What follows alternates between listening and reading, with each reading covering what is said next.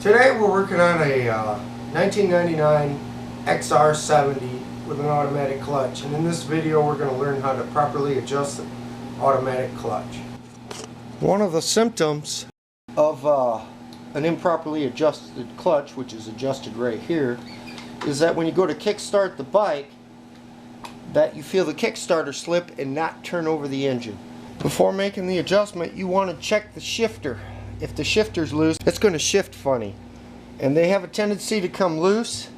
And like this one's a little bit loose, all you need is a 10mm wrench of some sort, and you want to tighten it up and just keep feeling it. Don't over tighten it, but it's got to be snug, and that seems to be nice and tight now.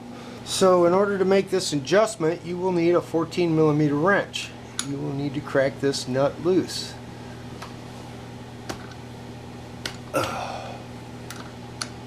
Once it's loose, get a flat blade screwdriver and stick it in the slot. Don't force things. You want to turn it one turn clockwise. Then you want to back it out till you feel resistance. Just 2 fingers, nothing more.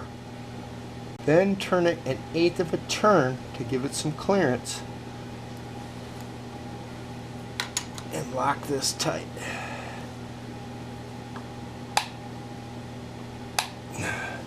Once you've made this adjustment, the bike should operate correctly. And that's all there's to it. So thanks for watching, and we'll see you next time. Leave a comment below. Like it. Share it. Thanks for watching, and we'll see you next time.